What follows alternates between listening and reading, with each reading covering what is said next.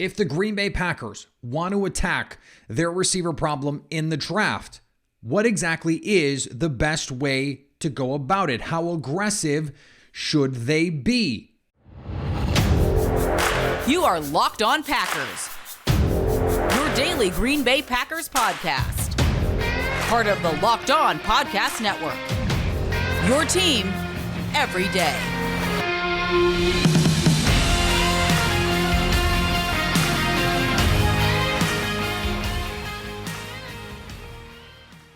You are Locked On Packers, part of the Locked On Podcast Network, your team every day. I'm Peter Bukowski, and I cover the Packers for The Leap, a newsletter I would love for you to subscribe to. You can follow me on Twitter, Peter_Bukowski. You can follow the podcast on Twitter, Locked On Packers. Like us on Facebook. Subscribe to the podcast, iTunes, Spotify, Google Podcasts. Wherever you find podcasts, you will find Locked On Packers, the #1 Packers podcast on the internet, and the show for fans who know what happened. They want to know why and how. Today's episode is brought to you by our friends at Rock Auto. Amazing selection, reliably low prices, all the parts your car will ever need. Visit rockauto.com and tell them Locked On sent you. Two big things I want to hit today. We're going to talk about the fallout from the latest run of QB moves, what it means for the Packers and the future of their quarterback position, mostly Jordan Love. And we're going to, as we will continue to do until we have some sort of useful resolution to the hole at receiver that the Packers currently have, talk about the best way to attack this problem. The draft is going to be a tool that Green Bay uses. They have too many picks, too many premium picks to not use one, even if they are able to pull off some sort of frontline trade for a guy who can come in and be your #1 receiver. I don't think in a situation where you have 2, maybe 3 years with Aaron Rodgers that you are going to attempt to win a Super Bowl in 2022. And every year you are now focused solely on trying to win a Super Bowl. I don't think you can go into that season going, well, a rookie can do the job.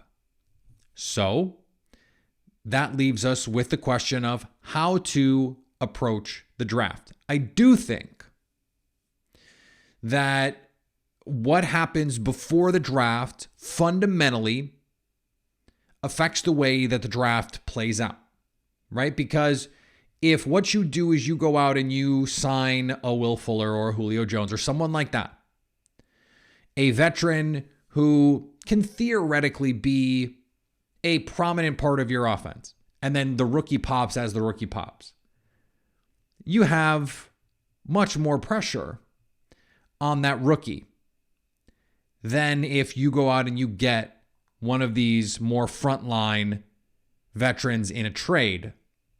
We're just throwing names out there: DK Metcalf, Keenan Allen, Tyler Lockett, Brandon Cooks. Brandon Cooks feels like it has to be the floor. Like, you have to go and at least get Brandon Cooks. And if you can get Brandon Cooks, great. Now you maybe just need 1 or 2 other guys. Now let's rewind. When the Packers had Davante Adams, the thought was, all right, get a bona fide #2, and now you really have something because Allen Lazard is a terrific complementary player. Randall Cobb is a nice complementary piece. We'll see if they're able to bring back Marquez Valdez-Scantling. Big Bob Tunyon. We talked yesterday about the reliability that guys like Cobb and Lazard and Tunyon give you, Mercedes Lewis, and the running backs. Do you need to do the thing where Green Bay says, rather than go up, just take 2 or 3? Or do you want to take a more targeted approach? Do you want to say, okay, this is the guy? Apparently in 2020, reporting after the fact, says that Green Bay loved Justin Jefferson. They wanted to move up to get him. They weren't able to do that. Remember, he went shortly after CeeDee Lamb went, Jalen Reagor. There was a little mini run of receivers right in a row. And then Green Bay moved up to 26. They get preempted with the Brandon Ayuk trade. San Francisco gets into that Minnesota spot that Green Bay was probably not going to be able to get into. And they lose out on the chance to get one of these frontline players. What we were told and what I believe to be true based on the things that I have heard, based on the things that I have then subsequently read and has been reported, is Green Bay, when they were moving up, there were players that they had in mind, and they picked the guy that, when they had their pick, was the last guy in a tier of players. My educated guess is that Jordan Love was the last group of first-round grades that they had. They took him. Subsequently, they had a couple guys that they liked as borderline firsts or second-round players, and they wanted to move up to get them. They were not able to do that. I believe those players were Michael Pittman and Chase Claypool. I don't know that for sure, but I believe those were the players. It would have taken a lot of capital to get up in that range to get those guys. They weren't able to do it. You have to think that the way that this draft class looks, there will be a similar situation where there will be a tier of receivers. And this is probably true every year. A tier of receivers where Green Bay goes, these guys are either worth trading up for or worth prioritizing at the picks that they have. And then there's a secondary group that, okay, now it's time to move up if necessary. The nice thing is you add the second round pick. That higher second round pick allows you a little bit more flexibility to move up if you need it into it's a lot easier to go from 53 to 45 than from 60 to 45. It takes a lot less capital to move in those ways.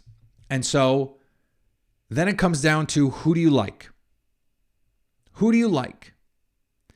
And I don't want to preempt the article that I have coming for the Leap this week in terms of Packers types, the requirements that they tend to have, and then the statistical check marks that I value. I don't know if Green Bay values them, but I value them because NFL draft history says we should value them.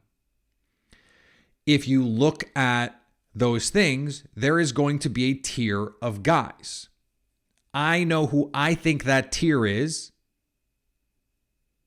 I don't know who Green Bay is going to think that tier is. So let's return to pre-Davante Adams trade life. If Davante Adams still needs a high-end number 2, then if you have a lower-end number 1, and anyone they could possibly go get, even if they can go get someone, is going to be lower end, then you probably need more than one of those guys. But if the Packers sign Marquez Valdes-Scantling, for example, I think they are signaling that they want to add a frontline player, and that might be in the draft, it might not be. And then you want to draft someone. And so they could both be in the draft, right? So you could, if you're the Packers, say, we think the best way to move forward is take 22 and 28 and figure out some way with all the picks that the team has to move up into range to grab the guy that we think is the best fit for us. That would be one way to go. I think another way is you make a move for a more higher end guy, a premium guy, and then I think you can be a little bit more reactive to the board. I still think a first round receiver with one of those two picks is something that you have to prioritize because you definitely need that boost. But if the best you can do before the draft is Will Fuller or something like that, then I think it becomes incumbent on you, imperative for you to take a couple of swings. Now, the shape of this draft also matters. To me, there are two receivers who stand out above everyone else, physically and profile-wise, and it's really three. It's Drake London, who I said yesterday I think is the best receiver in this class. It's Treylon Burks, who I wish would have tested a little bit better, but I'm fine. I'm fine with it because I've seen the tape and I love the tape. And it's Chris Olave. Those are the three guys. And I think they are all terrific fits for the Green Bay Packers. I think you would be very happy with any and all of them. I think you'd be happy with multiples of them. And if you were able to leave this draft with Drake London and someone else, or Treylon Burks and someone else, you would feel pretty good about that. You also want to think about complementary skill sets. So depending on who you bring in, a veteran, I'm fairly confident they will bring in a veteran. The quality of that veteran is TBD. And so you also want those guys to fit. I think Treylon Burks has the most complementary skill set to almost anyone that they could bring in. But I think Drake London has the best chance to be a legit bona fide number one. I think Chris Olave is the easiest scheme fit in terms of, I just know what he looks like in this offense. And I think he's the most complementary player that you could bring in. He was the perfect complement to Davante Adams because of his ability to win down the field, because of his ability to win as a route runner underneath. He could win to all parts of the field. Not every receiver can say that. And he was polished. He was ready to compete. He was ready to be good for this team right away. Drake London, I don't know. I don't know if he can do that. But long term, I think he is going to be the best guy. Treylon Burks, I think there's a great fit there. But in year one, is he perfect because he's a little bit raw? Not even a little bit. There's plenty of rawness to his game. He doesn't really even run routes a lot of times. It's overs, it's posts, it's goes. Now, I think that's fine. I mean, DK Metcalf is that, but he's not the athlete DK Metcalf is. So I think the answer to the question, and this question was all brought on by friend of the podcast, Jen Curtin, on Packers Twitter. Shout out to Jen. I told her I was going to make it a segment. The ultimate answer to what is the most prudent path forward is based on what you do ahead of time. If they do nothing, then I think the move is patience. Because they're going to have a group of guys that they think are their guys. So that list is probably not that long. I went back and I looked at 2020 and that list of deep receiver classes. And I looked at the Packers' preferences athletically. That whittled the list down to like 10 guys. And so the list is going to be smaller than you think it is. And this is, again, something that I'm going to talk about in my article coming this week for The Leap that I don't want to entirely preempt, because then why subscribe to the newsletter? The Leap is, after all, a newsletter I would love for you to subscribe to. If the draft is the way to do the thing, then 22 is your priority. And I think what you need to do is then say, all right, there are these three guys. For me, it's three. So if I'm the GM, I'm going, okay, there are these three guys. I need to lead the first round with one of these guys. And so, okay, one goes off the board. I'm monitoring. I'm maybe making some just preliminary calls. Two go off the board.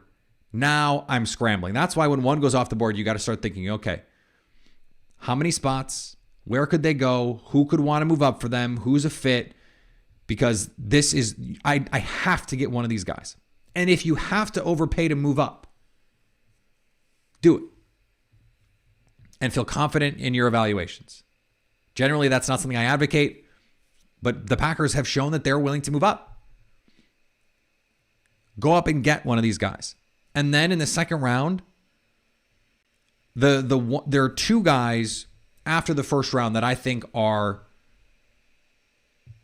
just go find a way to get them. Christian Watson and George Pickens. And I think they're both borderline first round players. And that's why. If they're going in the second round, almost irrespective of what you're able to do in the first round, try and get one of those guys. You know, if they're able to bring in a Chris Olave in the first, he's ready to go. I think he could come in. He's the most pro-ready guy in this class to me. And you could add a Christian Watson in the second round, someone who does not know how to play receiver right now, but could be unbelievable. I think there are 3 guys in this class, 3.5 guys in this class who to me profile as NFL number ones, true NFL number ones. Drake London, Treylon Burks, Christian Watson. I think George Pickens could do it. And I think Chris Olave could do it. I don't think either of them are ideally suited to it. I think both of them are like super high-end 1Bs. I don't think they're true 1As. So that's why, for me, those 3 guys, those are the guys that I'm targeting. And then I have the secondary list. Let me try and get one of those guys too. If you get Tyler Lockett or DK Metcalf or Keenan Allen or Brandon Cooks or insert other high-end veteran that you can get, you can just play it a little cooler. Just take what comes. You still need to get somebody, but you can be a little more chill about it. And still feel free to take a couple. No question about it. Still feel free to take a couple. Today's episode is brought to you by BetOnline. It's that time of year again as college basketball tournament is in full swing. The men's and the women's. It is the place to do it. BetOnline is your spot to handle all of your sports betting needs and info. BetOnline remains the best place for all of your sports scores, podcasts, and news this season. It's not just basketball. BetOnline is your continued source for all of your sports wagering information needs. Live betting and your favorite Las Vegas casino games. Head to the website or use your mobile device to learn more about the trends and action. BetOnline, where the game starts. And thank you for making Locked On Packers your first listen every day. Make sure you're following Locked On NFL. Locked On experts covering the biggest stories around the NFL every Monday through Friday in less than 30 minutes.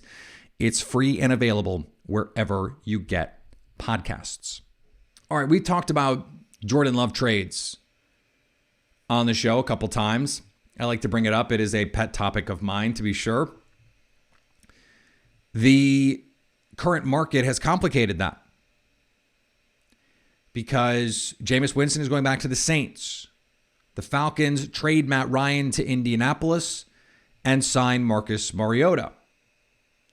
That leaves really just Seattle and Carolina with the chairs left and the music getting ready to stop. Could there be other teams that have some interest in a Jordan Love? Sure. I think the Packers are increasingly in the position where Jordan Love is going to be the quarterback of the Green Bay Packers, number 2. But he will be a quarterback of the Green Bay Packers, not the quarterback. But we had to say it like that just to freak you out a little bit. The trade market drying up doesn't mean that this is over. Training camp can happen. The spring can happen. All kinds of things can happen. And the market, the Packers traded Brett Hundley. They did so in August after he showed some things in exhibition season and training camp, etc. They had Deshaun Kaiser, and so they felt comfortable moving Brett Hundley. That could happen, certainly, with Jordan Love. I don't think it's likely, but it certainly could happen. Atlanta felt like a good place for him to go. It still feels like a place that makes more sense than Marcus Mariota, because if you're Atlanta, why are you even trying? Why even bother with Marcus Mariota? They have no skill talent outside of Kyle Pitts. Cordero Patterson is a running back, but their pass catchers are trash. The offensive line is The defense is bad. I don't know that they're well coached. But other than that, the team is just rock solid. So why are you bothering with 2 years with Marcus Mariota? Why not take a swing on a Jordan Love? See if you have something. And if he stinks this year, who cares? If he stinks this year, better. Because then you're gonna get a high pick and you can take CJ Stroud. There are gonna be guys in this 2023 draft class of quarterbacks that you can be much more excited about than this 2022 class. Now, maybe when the draft is all said and done, there are teams going, yeah, I'd really like Jordan Love better than whatever I did or didn't get. Now, there are enough quarterbacks in this class that every team that feels like they need one could get one. But there are going to be some teams emerging who are going, maybe I need one. What if Minnesota is not sold on Kellen Mond? I don't know how you could be at this point in his development. And someone like Desmond Ridder falls to them. Could be something that they do. Now, that's one less quarterback for a team that feels like they need one. These markets, as we're seeing this offseason, it's crazy. The market, this is the most unpredictable quarterback market we have ever seen. Next year, could be a lot of teams going, wait, why did we do that? Washington's going to be going, why did we trade Carson for Carson Wentz? Maybe Seattle is going, why did we trade for Baker Mayfield? And there aren't going to be enough quarterbacks to go around. Underrated in all of this, and is something that is connected to the Davante Adams piece of this. We talked briefly about it last week. What if it is the case that Rodgers is just going to play 1 or 2 more seasons? If he's just going to play 2 more seasons and retire, then you have Jordan Love on his 5th-year option. Maybe you picked it up. Maybe you know what the plan is with Aaron Rodgers and you were able to preempt it and you were able to say, okay, we know that 2023 is probably the last year, and so then it's Jordan Love's time. That would be a reason to hold on to him, to develop him. But we're also seeing from this quarterback carousel, if you have a valuable asset, teams will overpay. And quarterback is always a valuable asset. Now, the Baker Mayfield market does not seem to be robust. The Jimmy G market does not seem to be robust. Both of those guys are major injury concerns. Both of those guys also have a long NFL track record, at least long relative to Jordan Love. And it's, I would say, uninspiring. If you're an NFL team, you're certainly not banking on the upside of one of those guys. Jordan Love still has that factor of the unknown. What could he be? Isn't it fun to think about what he could be? Oh my gosh, if everything goes right, what could he be? In the right system, what could he be? You're not saying that about Jimmy Garoppolo. You're not saying that about Baker Mayfield. So, a couple months, there could be more valuable. The trade deadline could be some value. A team could want to do the Jimmy Garoppolo thing, where you get him in your building, you audition him, and then you get to make the decision on what he looks like in your team moving forward. And you can decide when he gets paid. And that's viable too. Maybe Green Bay is looking to do a player-for-player trade. You have someone that they like, and they have someone that you like. I don't think that's out of the question by any means. But the market has certainly changed. Saints out. Jameis Winston is their guy for the near future. Now, do I understand that? No. Jameis Winston and Taysom Hill? Ugh. No, thank you. Pass. Hard pass. Seattle has nothing. I don't see the 49ers trading Jimmy G to San Francisco or to Seattle. Baker Mayfield could be a Seattle destination. Cool, I guess. Carolina's wondering, where are they in all of this? They make sense as a Jordan Love team, but I think they like Kenny Pickett. They certainly do not seem to be the most competently run franchise. I don't know how you can like much of anything that's gone on there over the last couple of years. So you just got to hold on to Love and hope that he becomes a more valuable asset to use in the future, and or he still is the future of the quarterback position for the Green Bay Packers. I don't think we can rule that out yet. And I haven't addressed this specifically, but now seems like a good time to do it. There is this narrative, and it's usually driven by those trying to confirm their priors about either A, not liking the Packers, or B, thinking Jordan Love stinks. And it is, well, if the Packers liked Jordan Love, if they thought he could do anything at all, they would have moved on from Aaron Rodgers and he'd be the quarterback. What are you talking about? What are you talking about? no team would say, yes, 2-time defending back-to-back MVP, please go away. We like this other guy better.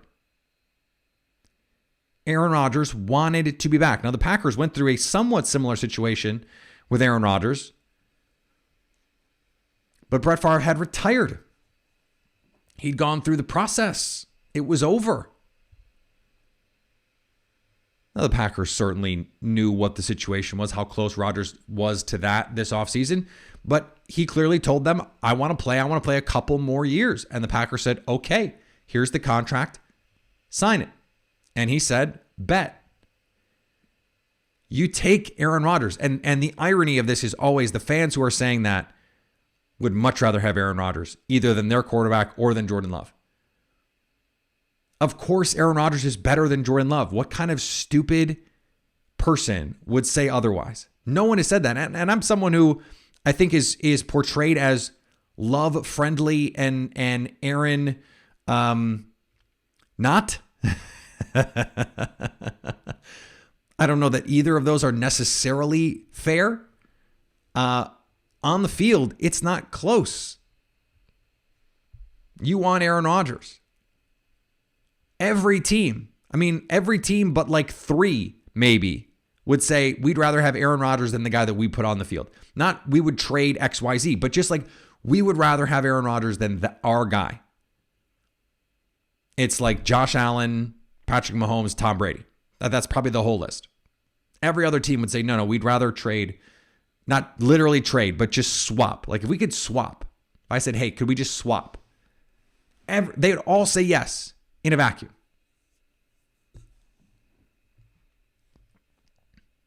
It's not about Jordan Love. It's not about that. So don't make it about that. The Packers decided that the best quarterback for them was the best quarterback in the league. Hello. The 2-time defending MVP. Yes, he's the best guy, not Jordan Love. Oh my God. Oh. That's juicy. No, come on.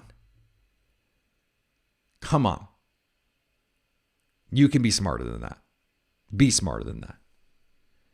Before we finish up, today's episode brought to you by our friends at Rock Auto. With the ever-increasing number of makes and models, it's now impossible for your local chain auto parts store to stock all the parts that you need. So why endure often pointless or seemingly intimidating questioning and wait while the person behind the counter orders the parts on their computer, choosing the only brand their warehouse happens to carry? You have computers with access to rockauto.com at home and in your pocket. Save time and money when using Rock Auto. Why would you choose to spend 30, 50, even 100% more for the same parts from a chain store or car dealership when you could use Rock Auto, a family business serving do-it-yourselfers for over 20 years? Go to rockauto.com right now and see all the parts available for your car or truck and write Locked On in their How Did You Hear About Us box so they know we sent you. And thanks for making Locked On Packers your first listen every day. Now go make your second listen Locked On NFL Draft. Ryan Tracy and former NFL cornerback Eric Crocker bring the NFL Draft to life every day with insight and analysis on college football prospects and NFL front offices. It's free and available wherever you get podcasts. All right, we'll be back tomorrow. More to get to this week. We're going to have an interview to bring you this week. We're going to have some more interviews coming next week. I will be on vacation next week, but still bringing you content every single day because there's too much going on. There's too much going on. So I will just not physically be at my house, but the show will not be on vacation because we mostly don't take vacations on this show, though that might change this year later on in the summer. TBD on all of that. Follow me on Twitter, Peter_Bukowski. Follow the podcast on Twitter at Locked On Packers. Like us on Facebook. Subscribe to the podcast, iTunes, Spotify, Google Podcasts, wherever you find podcasts. You will find Locked On Packers. And anytime you want to hit us up on the Locked On Packers fan hotline, you can do that 920-341-3775 to stay Locked On Packers.